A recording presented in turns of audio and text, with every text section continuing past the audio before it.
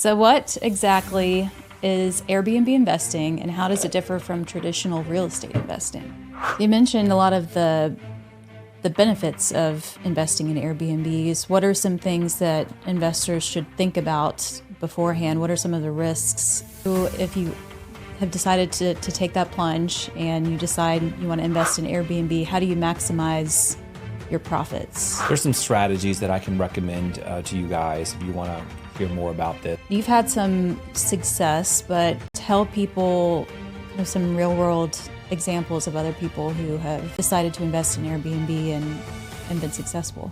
To Airbnb or not to Airbnb? That is the question. That is the question.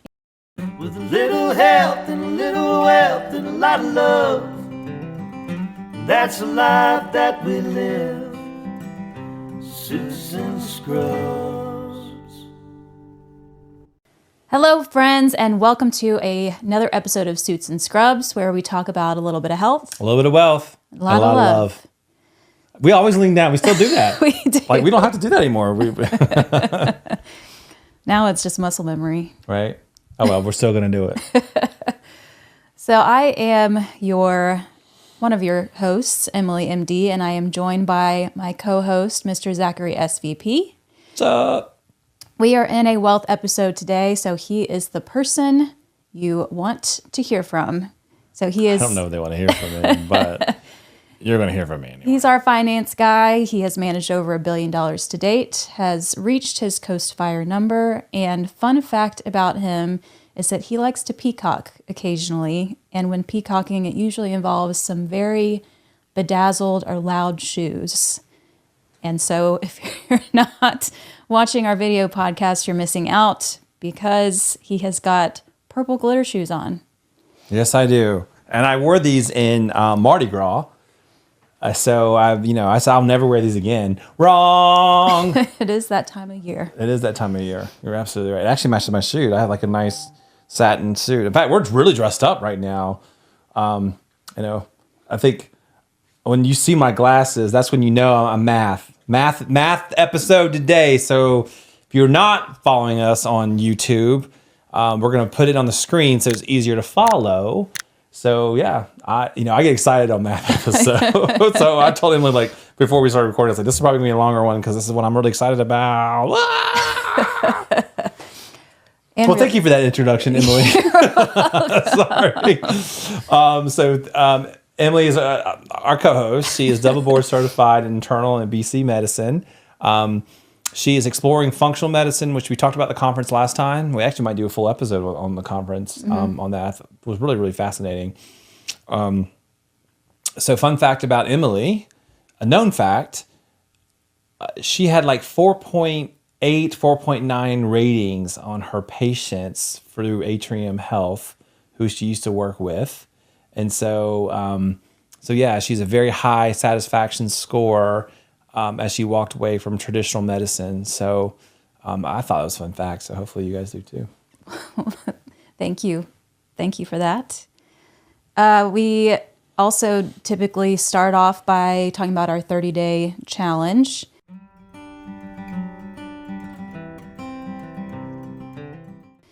So we have been doing our Acromancia challenge, or at least we've been ramping up for it for the last few days. We had to wait for everything to come in, so that took a little bit of time, but we actually did our stool tests today. We decided that we were going to check our microbiome first just to kind of see where things stood, and we decided to do the Thorne Supplements gut test, and I think it's down here. We're not sponsored yet. We're not. But this is the one we chose. Ta-da! And it's supposed to give a pretty thorough breakdown once it gets to the scientists who are going to be checking into our poop. Yeah, and I don't know if anyone wants to hear exactly what the process is, but it's very scientific. You got to wash your hands. You got to wear gloves. You got to do some wiping. You got to put the wiping in the thing, and then you got to push the button to preserve it. I've never been so careful with my poop before, so I'm sure you guys are tuning in for this. But I will say this: It does take how long for the results to come back? It takes longer than I thought. It takes, it said 20 to 25 business days. Yeah. So we'll be long into our next 30-day challenge before we get Yeah. the results back. But these 30-day challenges are kind of continuous for us. That's right. We get Almost the ball. like lifestyle. Yeah, we get the ball rolling at the start of the 30 days, and then we kind of stair step or stack on top by starting right. the next challenge. And That's right. Somebody might go, boo. There's acromancy. We actually would be really cool in 30 days is to do a full episode on the supplement and this test, why it's important when we get our results. Do a whole episode on that. Yeah. That'd be cool. Yeah. So stay tuned. We are actually going to start our next 30-day challenge next episode. That's right. So we usually go with our little Plinko board, and we have a list of 6 different challenges that. And Emily pointed off screen, so it's actually right there if you guys can't see it. So we have a list of 6 different challenges that we number on our Plinko board, and we just drop a little coin, and wherever it goes, that's the next 30-day challenge. And eventually, when we actually have listeners, they will be able to choose what our 30-day challenges will be. That's right. So today's episode, unless you want to add more, we can kind of get on to. Let's get into the sandwich. I know you're excited We about already it. ate some of the sides. Let's get into the sandwich. Like, big old bite. So today's episode is guest turnover to Airbnb or not. To Airbnb or not to Airbnb? That is the question. That is the question, and we have a lot of experience in this. Yes, we do. You do. Well, we do specifically, now. but Well, you do now because you've helped me. I have. So we're going to be starting off with our first segment, which is refactions. Refactions. And for those of you who don't know Zach already, he often references Dave Ramsey. So we are going to be watching this Dave Ramsey clip.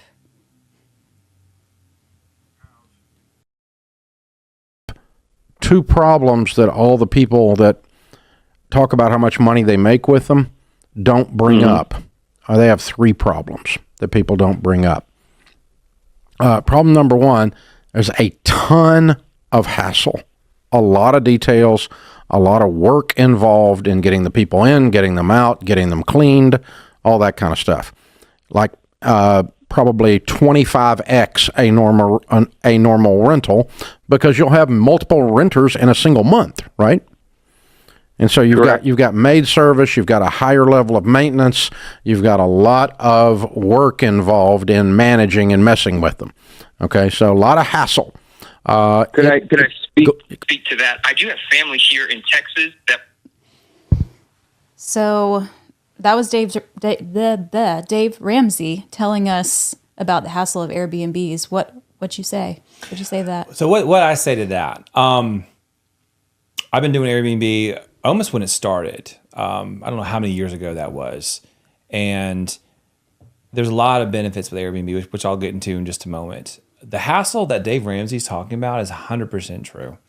I don't know if 25x, I think that's a little bit of a stretch, but I do agree with him. There's a lot of things you have to do.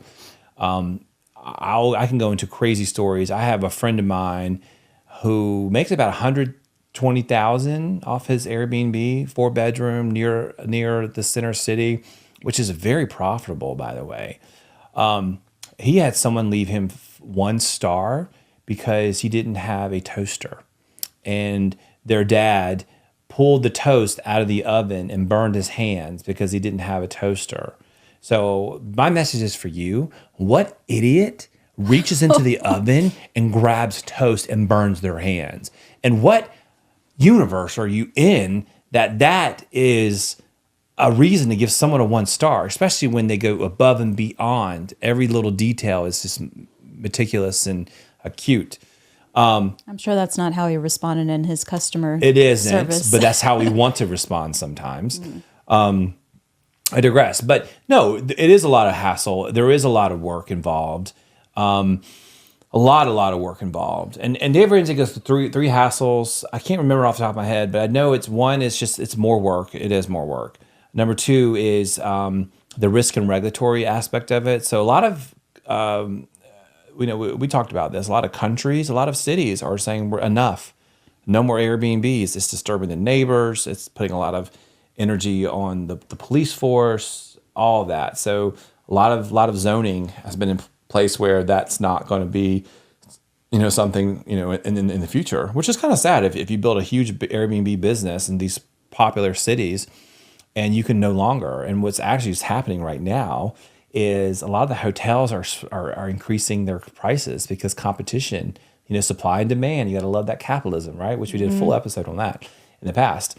And the third one I just can't remember. I think it says something about it's a lot of hassle. Oh yeah, I do remember now. It's about a lot of maintenance. A lot of people do not treat your property the way that they would treat their own. He's 100% correct. And there's some strategies that I can recommend to you guys if you want to hear more about this. But we talked about real estate and making real estate. I've become a millionaire from my real estate investments. And Airbnb has been a great path for me. I want to help other people do this. I'm not special. There is a very specific way I've done it that I can help other people do it. And it doesn't matter what income level you are. You can do the same thing too. You really can. It does require some work. I think this is a great strategy for stay-at-home moms or people who want more of a flexible working style. You can set your own parameters, but there's a lot of analysis that needs to be involved. You shouldn't just close your eyes like Airbnb. No. You should not do that. There's a lot of information and tools out there. So yes, that is my high-level reaction. I'll get deeper into that. And I really want to get into the details this episode and not just say surface level. We've been setting a lot of surface level information because it's high level. This is all about short-term rentals, Airbnb. So yeah. I want to share a story. Sure, please. So You're the host. You gotta ask my permission. I don't want to step on your Airbnb toes or No, it's a conversation. any spoiler alerts, but when we first started, and that's the other thing to think about too, I think it potentially gets easier when you've done it for longer, when you have multiple properties or you have management in place. But I remember when you first started out, you were renting the loft and we were living just right, a block down the street. That's right. And walking distance, like literally in the city, walking distance. And sometimes you really have to think on your toes when you're doing something that's rapid turnover like Airbnb, because our cleaner, got into an accident, and poor lady got into a car accident and was MIA, was nowhere to be found. And I think finally you heard from someone, but we had no one to clean the place. And so I think I was still in residency. You were in a meeting, and so I'm getting like flashbacks of I feel my chest tightening.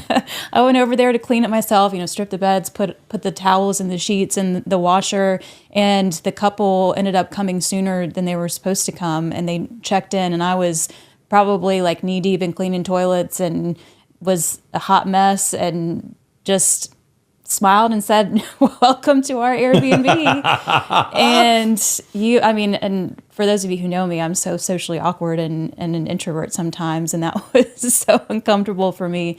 But you really have to, when you decide to make this decision, you have to go all in and be willing to be flexible. Yeah. So I would say if you're not willing to do that, I'm looking right into the camera. Who is this?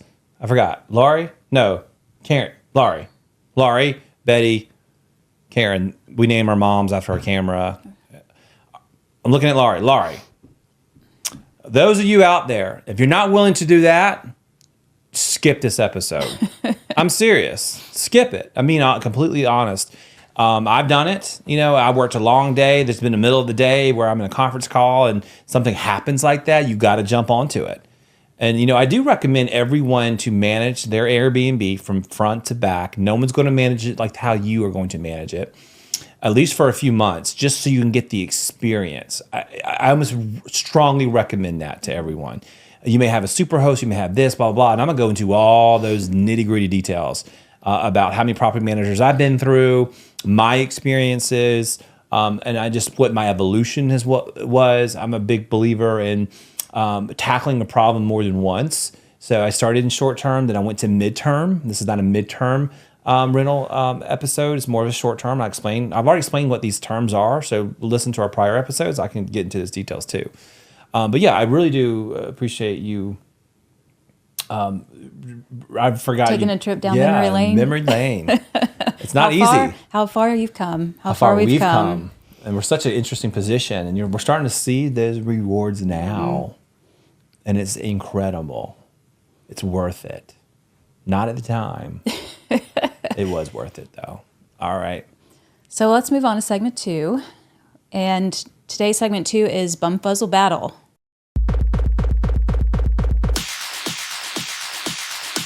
Bumfuzzle Battle! So I've done a lot of research on this, and I've done some statistics, and I reached out to a few of my friends, but also I wanted to challenge what was out there. So question for you, how many hours per month does one spend on managing one short-term rental with Airbnb? Hours per month? Yes. Just take a minute. And let's just say that cleaning's involved. I would say maybe 30. 30 hours? Uh-huh. Okay. Well, actually, you're right. It's anywhere from 20 to 30 hours, combined hours. That includes Good guesser. includes cleaning. To me, it's more on the 20 hours, just depending. Like if you have 4 or 5 bedrooms, it can take longer, right? Because cleaning takes a while. Yeah. So yeah, it takes about 20 to 30 hours for one Airbnb. Now, that time is compounded once you put systems in place. I'm a big productivity person. I'm a big standard operating procedures person. Probably we'll talk about that in upcoming episodes. But if you systematize it, and Airbnb is a strategy you want to pursue, is better than have more than just one. So yeah. So let's get into the questions for today's episode. To Airbnb or not to Airbnb? That is the question. So what exactly is Airbnb investing, and how does it differ from traditional real estate investing? We talked about this on my last episode on real estate. So 90% of millionaires are millionaires because of real estate. So if you ain't doing real estate, get into it. And I would say what's different between the two models, there's a lot of differences. But in the first question, let me just explore some math. Oh. And it's on the screen over here, guys. So if I'm looking past the camera, if you're watching us on YouTube, I'm just making sure I get the right numbers. Now, these scenarios, yes. So these scenarios are real life scenarios, either through my friends and my network. I'm not using hypotheticals or AirDNA, which I'm a strong believer into that. And I'll get into that in just a moment. So let's just look at traditional real estate. So you buy a property as an investment and you rent it out as a long-term rental. Like that's usually traditionally what most people do. It's starting to move into the short-term rental, especially these destination cities. So one specific example, I have a 2-bedroom, 2-bath with all the amenities, right? I probably can get about $1,800, $1,850. I've looked into it. Some of these newer complexes, you got to know your area. That's my advice to everyone. That's important. It is. You have to know your location. So for us, we are not necessarily a destination city, but we are heavily traveled. So we have our Panthers here in North Carolina is where we are right now, and a lot of banks, a lot of people do travel with us. A lot of people want to stay in Airbnb, so that's something that you got to think about. But Lots of concerts come through here. Concerts, all that. So if you look at the long-term rental. Usually it costs your property manager, let's say you don't manage yourself, your property management is about 10% of your overall for long term. That's where I'm comfortable with, especially because I have all the systems, the contracts, the background checks, all of that. In fact, I probably will in a minute just walk through what that looks like for folks, because I really want people to understand and leverage what I have. So if you are listening, you want to get into this, like, oh, I can do this, or I can do that. You can follow everything I did because it's taken me years and years and years to perfect it. So 10%, so $1,850, 10% of that is about $185. So for me, my mortgage included in that, I was probably going to net anywhere from a few $100s a month, which is kind of common. If you make more than $500 a month for your long-term rental, you're doing very, very well. So a lot of people don't get into real estate investing because they want positive cash flow, but they don't realize the appreciation and the tax benefits, which I go into complete detail on a prior episode. So as far as short-term rental, and this is real life numbers from my own experience, I can make $2,500 to $4,000. So I'm already making $1,000 more. And 2,500 is on the lower end. I was making $3,000 to $4,000, probably $3,500 on the top end. And then if you pay a property manager, let's say $3,000, that's $600 that you pay that property manager. But you also have to pay the cleaning fee, which I didn't include in here because that already took that out of the overall cost or what we're making. So, so with that said, you can probably net anywhere from $1,000 to $1,200 according to the benefits. So there's some strong benefits. So you make a few $100s a month or $1,200 a month. You have to weigh that benefit. You have to do a cost benefit analysis based upon your time invested. Cost benefit analysis, Yes. your favorite thing. CBA. I'm a big fan of that. So that's some of the examples that I have here, which I just broke down all of that math. I know we're looking on the screen here. So you're making a few $100 to about 1,000 or so for cash flow. There are a lot of numbers on the screen. There are a lot of numbers on the screen. So I do break down another scenario. Or I might have included that twice, but I'll get into that scenario later on. This is a wild card scenario. It can be done if you are pretty savvy with doing your analysis. But let me just break down a few things. So long-term rental. I'm a big fan of buying a house, living in it, turning it into a rental, and then moving on. That has been our strategy. I call it the nomad strategy, and that's the Zach hack. I call it Zach hack. We talked about that in the last episode. That's what we've done. What we do is we buy all the furniture for the house, we live in it, and then we move and buy new furniture, and that's the Airbnb. And we've done that pretty consistently for several years now.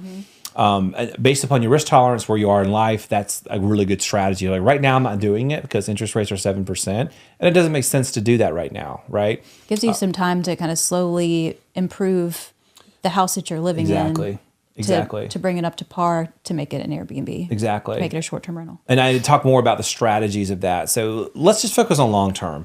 So long-term, you want to have a really good marketing strategy. Like I use Zillow. Zillow has always hit for me for a long-term rental, as well as Facebook Marketplace. Facebook Marketplace, I get more hits on that than anything else. Zillow is $10 a month. It's a lot of marketing costs, to go in there. And then what I do is I interview all candidates and talk to them, and it's like, listen, here's the HOA rules, here's this, here's that, and really outline and weed people out. And then I do a background check. And what my process is, I really sell them on the area. I have the script. So I have like a saved template. I just click a button and has all this information. It's here, look at here. And there's the graveyard next to us. You can walk here. That makes our property unique, which it does. It's 20 foot glass to ceiling, like a beautiful property, right? It really is. It's probably my number one rated property just because it's so cool. It's like, I call it my little slice of New York in Charlotte, because it does kind of look like that. Very industrial. People love that industrial. And so as you kind of move on, you then have a background check. I use something called TransUnion. And I know how serious someone is because there's a $40 fee. It's paid by them. So as soon as I see that $40 fee that's paid by them, it's a 95% chance. Only one time someone backed out. 95% chance of someone renting your property. And then from there, then I ask for a deposit. And since I am so thorough on the background check, I do the interview, I do the background check, I talk to them. I also send them my LinkedIn profile, my website, or my social media platform, just so I can legitimize myself even further. There are a lot of scams. It's a good idea. Yeah, people are very uncomfortable with sending large amounts of money, especially if they don't know you, for a deposit. I always tell them, I tell everybody about this property. There's something called an exclusivity is a sales tactic, and it's very true for me. You don't want to lie, but I always say, well, listen, I'm talking to someone tomorrow, or someone's asking about it, so I don't know how long it's going to last. I tell everyone about the property, and until someone gives me their deposit, I keep advertising it. And that I usually move people like I move people fast. I don't play, you know, and it's always on you too. Another rule of thumb is there's something called a warm lead and a cold lead. As soon as someone messages you, and this is kind of management that you're going to have to fend for yourself. I had an alert on my phone that as soon as I get a message from like a Zillow or a Facebook, it's immediate. It's sound on. So if I'm sleeping or it's like 11 o'clock at night, like it goes, doo-doo. I'm like, what? Who wants to rent my property? And I'm going to get back to them immediately. If you get back to them immediately, when I manage my properties myself, I had 90 to 95% occupancy. And I'm fierce about it. I go through and I curate leads.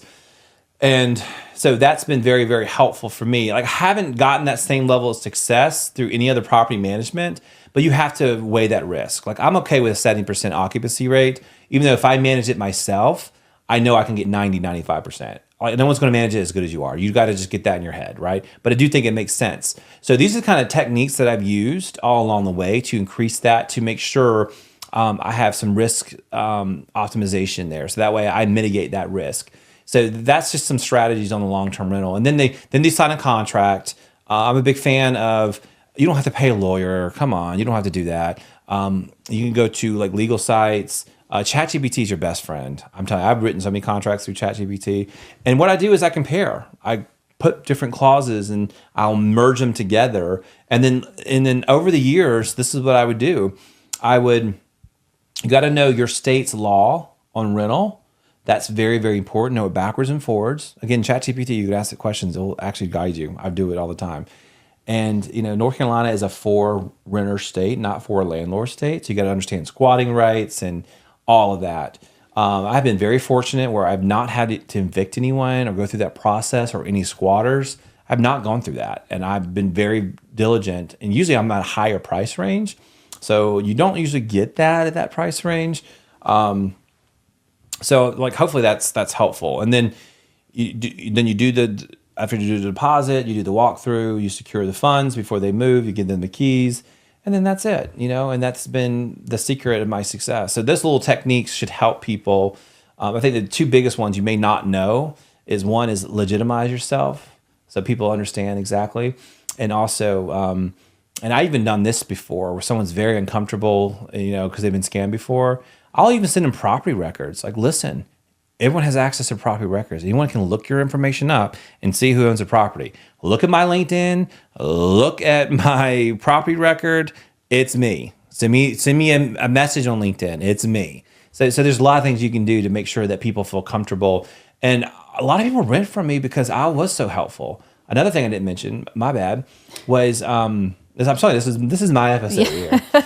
One thing I didn't mention is give them free information. I said, listen, I know you're coming to Charlotte. If you have any questions on the neighborhoods, let me know. Let me tell you about Fourth Ward. Let me tell you about Noda. Let me tell you about Dilworth. I get into the nitty gritty, even if they do not rent with me, just so they have a really good experience, you know? And I actually had someone reach out to me and say, you know what? I had such a good conversation with you. I found another place, but guess what? One of my friends who's a travel nurse is interested, and I landed a contract after that, you know? Yeah. So I think, long-term and midterm rentals, it sounds like there is a lot more on the front end. You want to make sure that you find the right person, because it can make or break your property. That's the right. way that they treat your property. That's right. So give us a little bit more, going more towards the short-term rentals now. Why consider the Airbnb investing? Yeah. So there's some things. It's kind of it really depends on your appetite. So for me, there is a higher rental income. You have more flexibility. So I love the idea that my parents could come see me, or my friends. I can block off the Airbnb and use it for personal use. That to me is a huge seller for me. It really is. It's something that I was very attracted to. initially. And if I wanted to just kind of go live like I used to as a bachelor in my old property, same thing for us. Like we can go over there and work or go over there and stay, even though we don't really take advantage of that as much as we should. It's just nice. It's just nice to kind of reminisce about old times. So that's important to me. It's the diversification. I don't think that someone should put all their money into anything unless it's a business that you strongly believe in. You just can't get it out of your head. But I think you should have a portfolio short-term, long-term, mid-term, because what if there is zoning issues? You want to make sure the numbers make sense. You don't want to have all your eggs in one basket. That's right. That's right. You want to make sure the numbers make sense when you do your cost-benefit analysis. So, for example, let's say your mortgage payment is $1,400, but then your HOAs are $350. That's $1,750, and that's right at what a 2-bedroom, 2-bath in that area gets. So it doesn't make sense for long term. And I'll be honest, if I'm doing any type of rental, I'm going to make a positive cash flow. I love that my properties are appreciating, but historically condos are not the best for appreciation because they're so volatile. Unless you're in the city like what we're in, I don't think that condo prices will always be as high as they are, unless they don't make any more. There's not many condos to buy uptown, so that's also attractive. So just some things to think about. The tax benefits are huge, and I won't dive too deep into this, but if real estate investing is something you are going to do, get your real estate license. And as a real estate agent, you have a lot of authority to write off a lot of things through your LLC, which I have done. I have a real estate license. I used to have a real estate license. And if you have up to 250 hours or so, you can write off a lot of things. It's a lot of benefits. And so if you plan on managing your Airbnb yourself, or let's say that your partner is, you want to create a flexible working environment. Let's say your wife wants to stay home, your husband wants to stay home, we're inclusive here, or your partner, whatever. And you want to create more flexibility. This is a good option for you guys. It really is. It's a great option. And there's a lot of benefits. So you can have family to come, and, something about curating a really cool space is attractive to me. I've always been a little artsy. We talked about that last time. And so I've really enjoyed it. There is a potential for higher returns. The property will appreciate just like all real estate. Usually that's what happens. We talked about real estate investing in that last episode. If you want more details on that, it's there. And then again, I said this at the beginning, I'll say it again, the personal use aspect is so sexy to me. Mm-hmm. So like you have a mountain house and a beach house, like, hey, block it off for a month. Be a snowbird. If you work from home, like why wouldn't you do this, guys?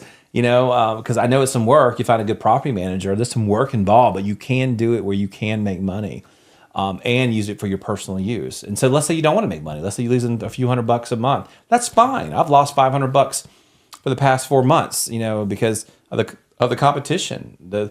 The game is different now. So those are some things to talk about investing. I'm going on a little bit of a tangent here, so just bear with me. Okay. You have to ensure that you have systems in place with Airbnb.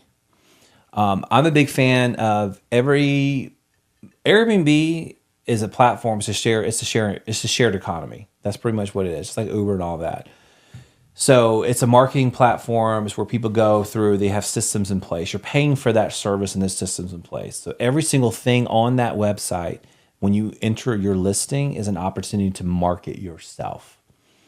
And if you want to be successful in Airbnb, I've seen people create destination Airbnbs. It's really cool stuff where, I'm sure people see this on Instagram, where you have this awesome tree house, in the middle of the mountains, or a Harry Potter house. There's people who fly and drive for these destinations. Yeah, and even something, I saw one in Arizona for a bachelorette destination. Exactly. And using colorful wallpaper, and exactly. It's so eclectic inside. There's a pool in the back, and having areas where they can take pictures for bachelorette parties. I mean, that really will help market your property. That's it. And so my biggest advice for this is be extremely different. I actually have, I'll ask the video editor to drop some pictures on the properties. One's just unique because it's a brick in the 20-foot view of the city. Like there's no other view like that in the city. You just can't replicate that. The other one's interesting is because it's eclectic and different, and every space in that place is just so curated to have an experience. Like your guest should walk in there and have a really different experience. And I have something called 7 steps of service. So from initiation to lead, all the way to client, to contact, to offboarding or when they leave. And every single client will experience this 7 steps of service. And so making sure you communicate. I always ask for feedback for every guest. And how many times something breaks or they're just afraid to tell you. But my guest ratings are pretty high. And the number one feedback I have is like, you've just been so gracious. You're so open. You're so willing. And someone reaches out to you, even if you roll your eyes and you really do feel this way, I get it. I've been there. And you're like, oh no, I've reached out anytime. I'll make sure you have the best experience. And honestly, this is something I told Em when she was in those moments where we're just like, oh man, this sucks. We're in there. I think about the guest. I think about people who book with me, and I want to really create a good experience for them because I know how it feels to travel. I'm a world traveler. That's important to me. And then experience, it just really puts you on the right foot. And I have other property managers who, I've had, which I'll get into in a moment, that just did not create that same experience. And I've gotten feedback where they felt like every time I reached out to them, I felt like I was bothering them, and so that's important, making sure you curate that and having guest books. And, I've even know some people, this is actually really cool, and I'll move on because I know we got a lot to review, but this is actually really cool. This is something different to think about. So my friend had a briefcase in one of his Airbnbs, and inside the briefcase was a $100 gift card and a handwritten note. And there's no clues, no nothing about it anywhere. And the number on the briefcase was the number of the apartment. So someone figured out what that was. They'd open up the briefcase, they get that $100 gift card and a handwritten note from the host. Like, how cool is that? And you'd mentioned earlier that with supply and demand, costs, increasing costs, how do you set yourself apart from hotels, especially from resorts who have a lot of amenities? That's right. And that's creating a space like that and making it unique. That's it. Is the whole point. That's why a lot of people started using Airbnbs instead of hotels in the first place. Right. And a lot of people love the family feel. Like when you're in hotels, you can book rooms and you can have, but the thing is having a whole house with a family or friends, you have these late night conversations. I don't know about you guys, but I'm in Nashville, we've rented this huge house, and we get back to the house. Usually if you have hotels, you go back to the hotel room, but back at the house, you're sitting there on the floor. Yeah, there's a common area. Exactly. You're drunker than hell, and you're having conversations about life that you never could replicate in a hotel, not in the same way, So yes, and that's my biggest advice for folks. If you are creative, think really differently to be successful. And it doesn't mean that you have to spend a lot of money. You got to just think differently. And I think when we put this house for Airbnb, which I hope it does well, we were inspired by our trip to Italy, and it's Venetian. It wasn't cheap. I'm not gonna lie, it was not cheap. But the house, I think, is beautiful from where it was. And part of our story is we're going to put the before and after. So every guest that comes stay with us, we're going to have something for them and talk to them about our journey. Everyone loves a story. Put the story in your Airbnb. Why not? Get inspired by things that you love. The Harry Potter one's so cool because I actually know somebody who just stayed there. They love Harry Potter, and the person wrote a whole letter. It was like a murder mystery or whatever, or like something to get out. I don't know. It was really cool. Like just something that's way different. It's very different, Yeah. And not a lot of Airbnbs do that. So I think that if you are interested in that, I think that's something that you can kind of explore to be different. That's how you set yourself aside. So you mentioned a lot of the benefits of investing in Airbnbs. What are some things that investors should think about beforehand? What are some of the risks? I know we've talked about some, but but go ahead and go a little bit more detail. Yeah, there. I will. So Dave Ramsey is completely correct. I talked about this in one of the prior episodes, so apologies if you're hearing this again. But I want to stress this. There's two incidences that really step out to me. One was someone locked their dog in a closet and they defecated and urinated everywhere. And instead of cleaning up, they just had left it for me. And it seeped into the floor. And my poor cleaner. So that was one. Number two is I had an underground gambling where they completely moved all the furniture. They smoked all night, and I lived in that loft. And these homes are personal to me. I don't mean to make it personal because I lived in these homes. And Dave Ramsey's right. You know, if you completely listen to his thing, you know, you have to replace the paint, you have to replace the carpet, and anyone and everyone will complain. Also, a lot of guests will reach out for discounts. I don't offer discounts. Like I do not offer discounts unless it's like, hey, I'm staying for the full month. Instead of paying you $10,000, I'll pay you $9,000. Like, okay, you know what I mean? Like, I would be okay with that. Mm-hmm. But someone says, you know, say no. It's gonna if someone's reaching out to you and they're asking for a discount, go ahead and move on right along, because you know 9 out of 10 they're not gonna treat your property well, and they won't. This is my experience, and this is pretty common based upon what I have. So there's a lot of maintenance involved, a lot of details involved.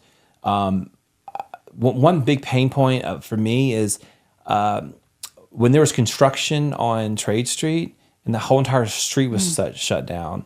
It was so hard to logistically tell someone. The biggest logistical issue with our properties uptown, it's so difficult to explain to someone how to get to our property. And this is the most common feedback I get from guests, is they'll talk about that, which is a challenge. But then again, you tell them, listen, it's a secure building. You're offering free parking. You know, like option one was we could give you easier check-in, or option two is you pay $20, $30 every day to park, or every time you go in and out of the parking garage. You know, that's just not easy. And every hotel that I know in Uptown or any major city is charging for parking, charging for valet. So that's another thing that, you know, it's difficult. We try to offer that, but people still complain. It's the constant, everything's perfect and one thing can go wrong. And, you know, for us, we spent about probably $50,000 to $100,000 just from upgrading the property and furniture and stuff. And it's really curated. It's beautiful property. We make sure we have the high-end cleaners. And as time goes on, someone will complain about, you know, one issue that you can't control. Mm-hmm. So that's just something, you know, to think about. So you have to have a very customer service mentality when you focus on this. So that's the market demand. When I first started this, I was on the first page of Airbnb. I was a super host, all that. So my place got booked, but competition has skyrocketed, and it's not the same anymore. So one of my favorite sayings is, you cut price and we all have a race to the bottom, you know, and the margins are slimmer and slimmer. So it's getting more and more difficult. So I have a competitive advantage because my interest rates are 2-point-something%, and, you know, my monthly payment's not a lot. So I can maintain my price, you know, and anyone entering the market, like, they can't compete with that. You know, they're going to lose money unless their interest is just to have it. So that's something to think about. So the property type, the property management has been a big issue for me. Mm-hmm. So I've hired a property management company. And check this out, guys. If you guys go with these big box property management companies that have 60 plus assets under management, they're going to list your property. And this is what I have an issue with, is they written it as, I'm going to call it Rabu. Rabu was the company I used, and it was a really bad experience. And Rabu had many properties in the area. And I did a comparison analysis. I'm like, okay, my property is comparative, and they had one of my neighbor's properties they're managing. They're all comparative here. And the cleaning fee for their property was cheaper, but mine was higher. So no one was booking my property. It's a monopoly. You know, you cannibalize your own properties when you go with a property management company. So it's no longer unique. There's no personal touch to it. Exactly. And I had Rabu on the thing, and I had the worst experience with them because they had a plumbing issue the first week. I was like, oh man, you know, and they went by there and they're going to fix it. I said, okay, great. And I came back 5 or 6 days later. I opened up the apartment, and I saw my garbage disposal on top of the sink. So I'm like, all right. So number one is you guys are managing my property. Number two is you guys let this sit there for 6 days, which I lost income, and then you still haven't fixed the garbage disposal. It took me to come there to call that out. That's with a state of the art, best in class, and they still messed it up. I had another property manager who we're no longer even, we associate ourselves anymore, which is sad because I really think highly of this person. I still do. It's just that business relationship didn't work out. I don't think they knew how complex it was. And they reached out to me for every single question, and it was months on end. And I was patient up to a certain extent, but it was like, do you have a pool? Do you have this? It was the same questions over and over and over. And I was just like, read the contract. I'm giving you everything you need to know. And then it just wasn't, they didn't jump on it the way that I needed them to. I had another person manage it and clean it, and the person forgot to clean it one day, and the guest came in and said, well, it's a little dirty. Yeah, because they didn't clean it. So property management, that is a hard one to solve. It's not for the faint of heart. And there's legal and regulatory considerations. We talked about zoning, so I won't dive deeper into that. Seasonal demand is a big one. So I know from November to about February, it's like wah, wah, wah. You have to prepare for that. You do. And so how we prepared is on the good months, like when I know Beyonce is coming in town, or Taylor Swift, or Garth Brooks even. I remember the DNC, like people were charging $2,000 a night.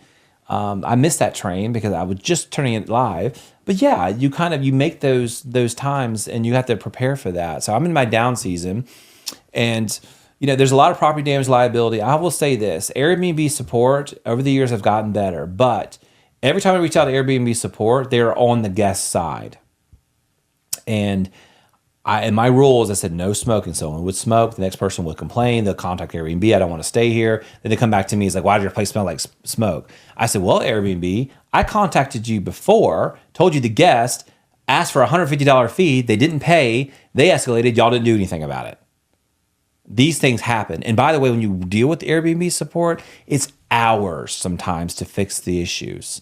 But that was years ago. From what I've heard through the grapevine, has gotten better, and they are more pro host because I think they realize you can't have Airbnb without a host. Mm-hmm. So that's part of it. I've already talked about competition, but I haven't stressed that enough. So let me give real live metrics. So I moved from Airbnb to midterm rentals. I know this is not a midterm rental episode, but when I first started with midterm, the furnace finder thing, which is a big thing to think about, they were like less than 1,000 properties. Now it's like 5,000 properties. So guys, competition has really increased. And usually a lot of people are looking for a better price, and they're not going to look at my property for price. Like, I'm not the cheapest, and I don't want to be the cheapest. But the competition that's created a pinch point with other people doing the same thing. And so the economic downturns, we're right in the middle of one now. That's a big issue. Negative reviews, I can't stress this one enough. The guy who burned his hands because he decided to open the oven and burn his hands, I still can't get past that. That was like the most outrageous one that I've ever seen. And there's a lot. You ready for this? I had someone complain. So in the pictures, you see a 20-foot floor to ceiling is a loft. And it's a really cool loft. I don't think I'll ever let it go. You can see the skyline. You can see fireworks from Truist Ballpark from there. Yeah. So I had somebody reach out to me and said the space was nice, 3 stars, because it let too much light in. And usually when I respond to those things, I said, yeah, well, thank you so much for the compliment. I'm sorry that you left 3 stars. For the space that had 20-foot floor to glass. Most people book this place because it has 20-foot floor to ceiling views of the city. If you're looking for a place that has sunlight and a beautiful view of the city, I agree with you. This place is not for you. But hopefully, folks will look at the pictures and decide that for themselves. I didn't write that, but I wanted to. But that's just something to think about. So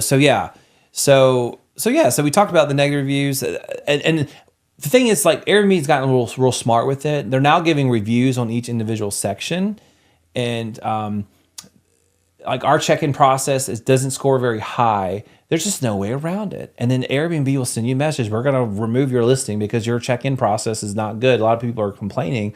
But what I like Airbnb to do is challenge that is we're very thorough. We're very available. They get in. It is a process, but it's there for their security and their protection. It's in the city. You have secure building and all that access. So negative reviews, and you pour your heart and soul into something, and you get so many compliments, and then you can just get that one person that comes in and complains about everything, wants early check-in, late checkout, and then gives you a 2-star review. It doesn't happen often, and we look at our reviews, and it doesn't happen a lot, but it's not for the faint of heart. So, and I'm totally leaning more to not right now, aren't I? But we'll talk more.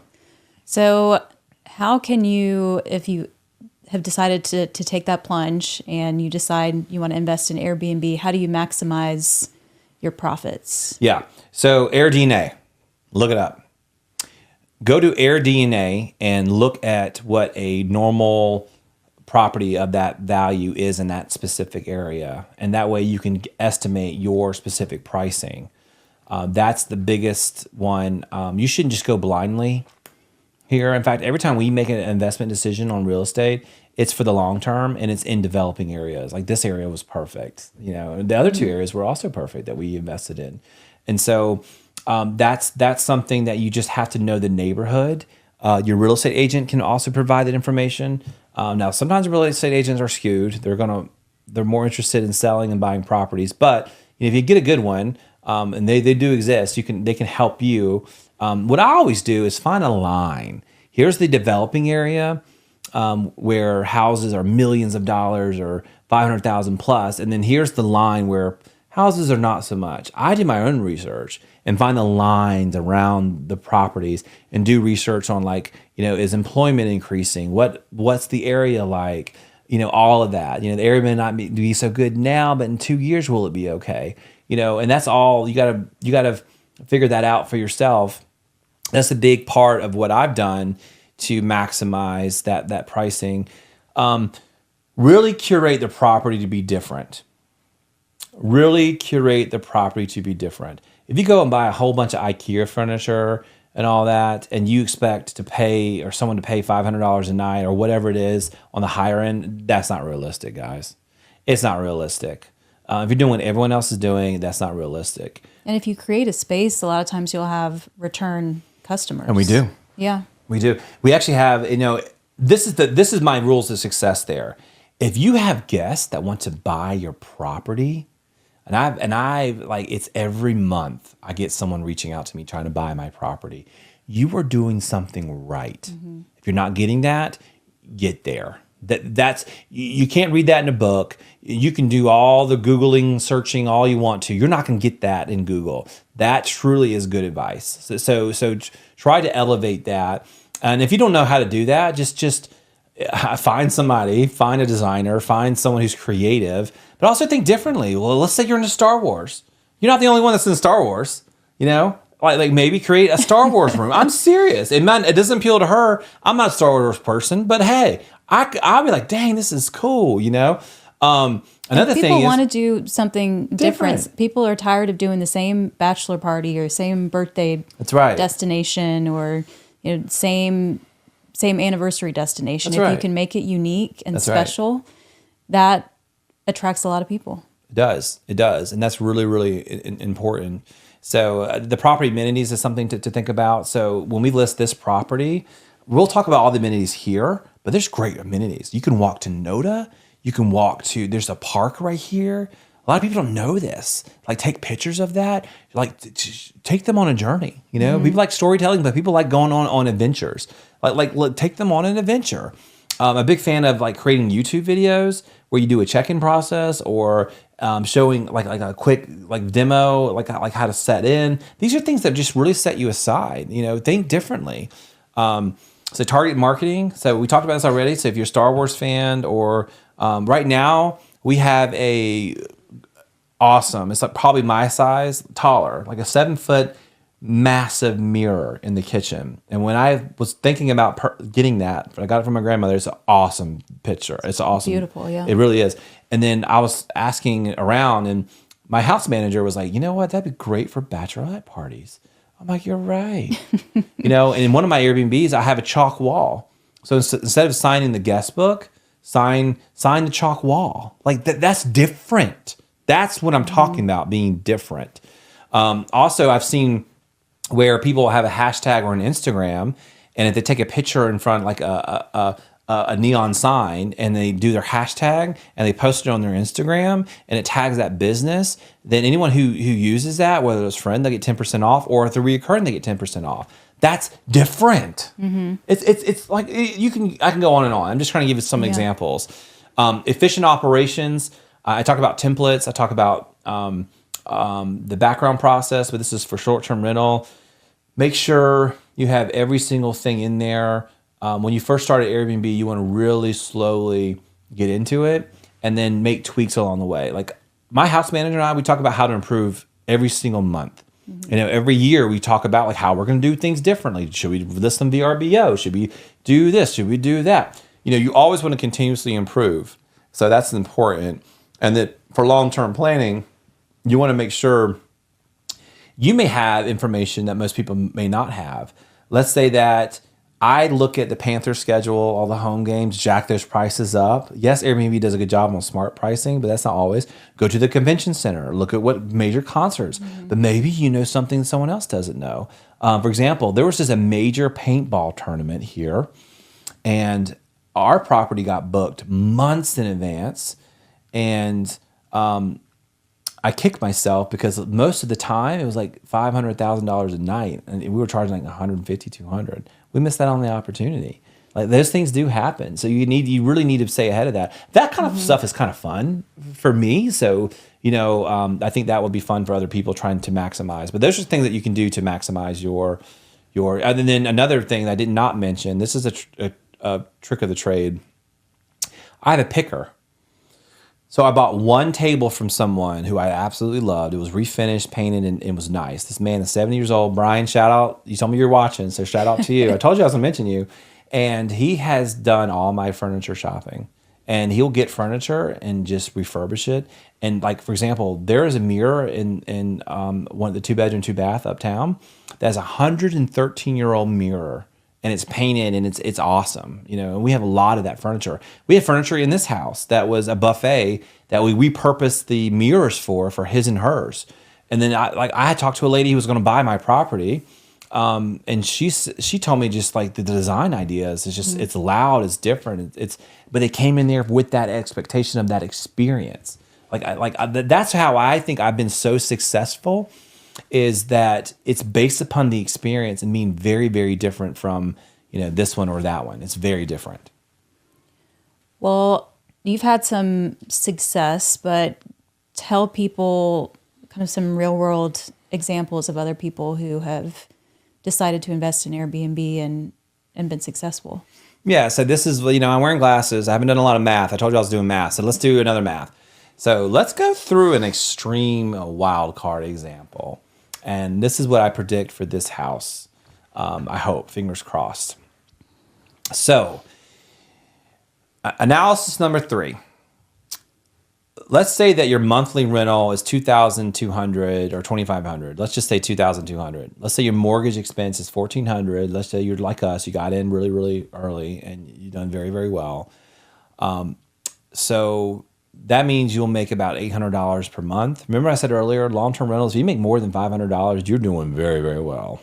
And it's possible. You can refinance, but I'm a big fan of, like, if you refinance, it's a cost associated with that.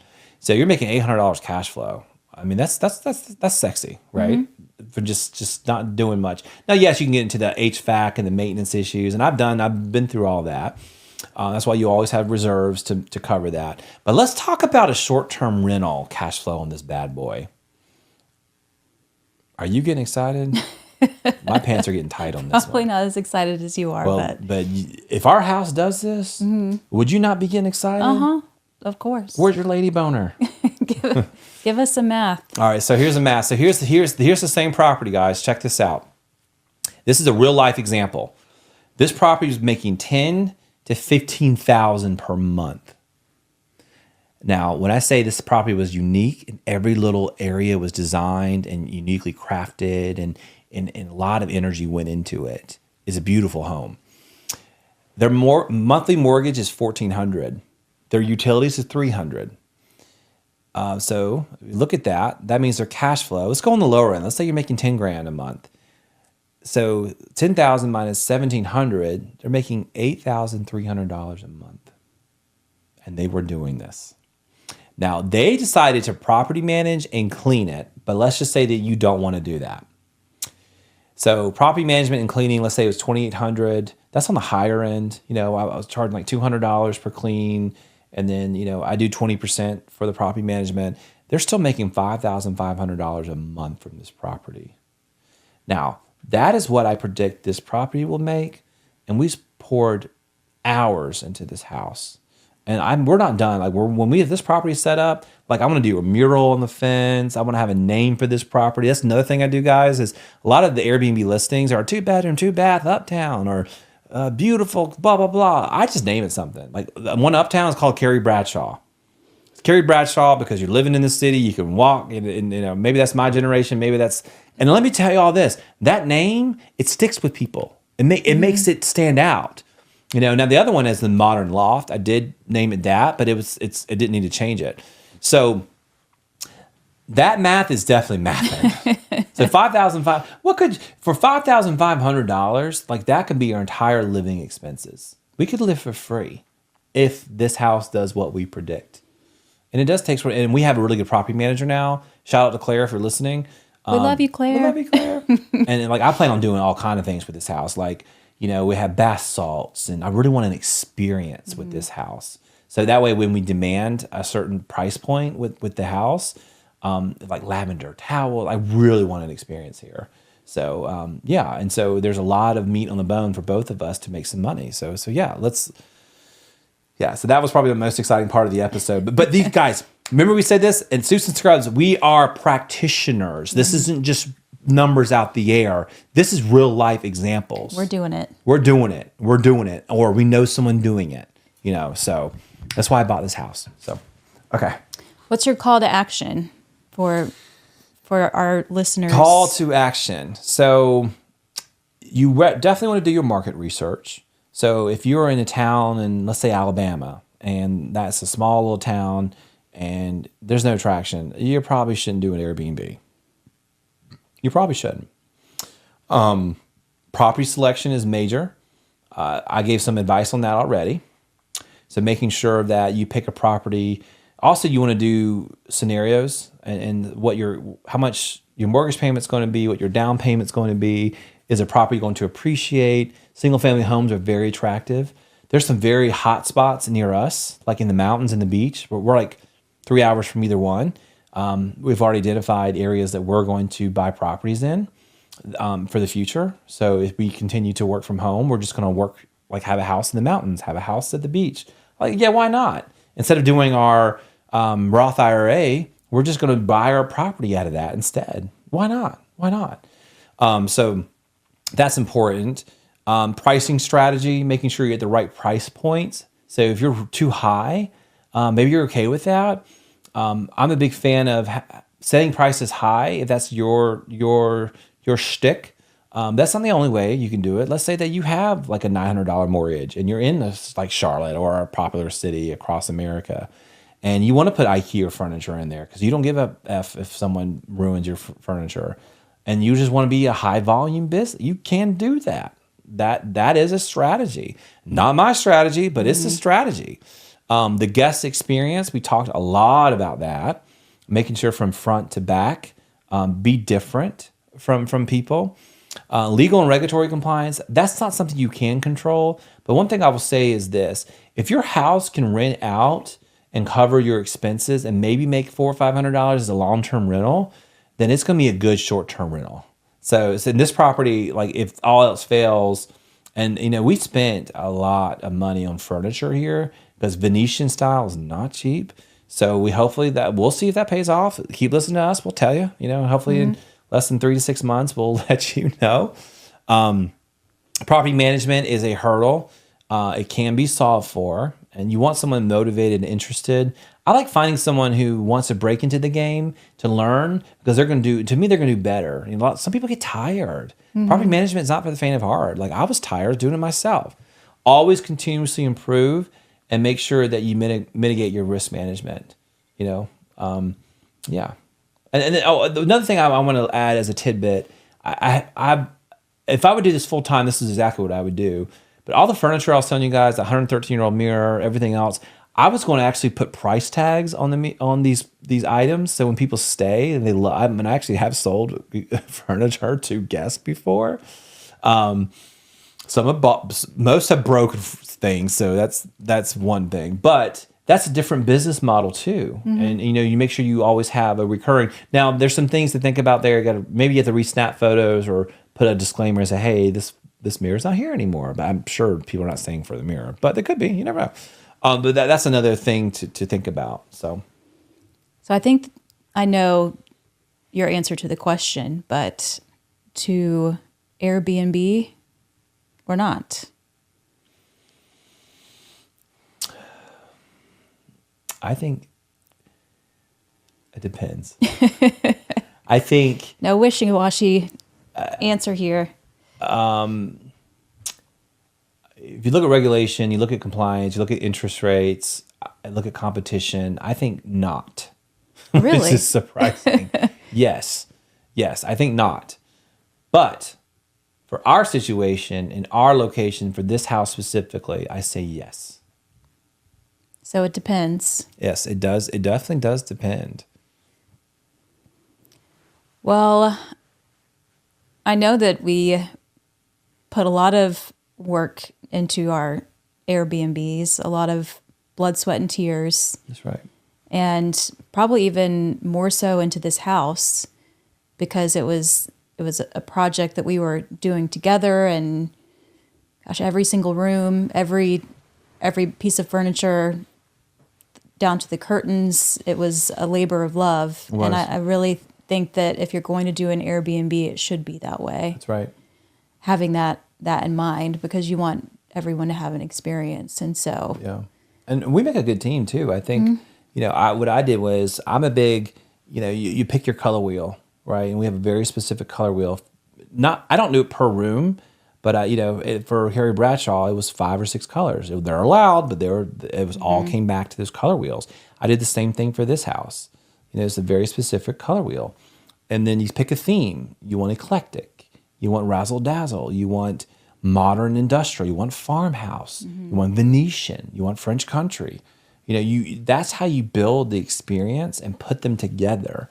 And then that's how that process works. So, you know, this is not a design episode. You know, we're not. But like I watch enough HGTV, and you know, I know enough like about that to kind of like create this experience. And then also too, we make a good team because like I go bold as hell. Emily is more subtle. So what she does very, very well, which I'm not good at, is all the damn details, like the things like this. If you're watching on our podcast, the curtains, like these are curtains in our room, and she does all the linens and the pillows and the like. We're minimalists. We don't like a lot of things, but very subtle things like that, and that draws it together and pulls it together. So I have these big, bold designs, but I pull that together, and she helps with that, and it's been great. So we've talked about poop tests, investment, real estate investment, and design. Only on Suits It's Growth! We've got something for everybody. That's right. Something for everyone. Yeah, well, it's a recorded date night, and we're not drinking tonight. We're actually green tea and water, because this is a school night. So, cheers. Well, until next time, everybody, tune in for our next episode when we tell you our next 30-day challenge. Whoop, whoop. Another season. But until then, a little health, a little wealth, a lot of love. Bye. Bye. He's on the hustle, she's on the grind. There's no time to kill. For saving lives and new deadlines, and there's some holes to fill. With a little health and a little wealth and a lot of love, That's the life that we live. Suits and scrubs.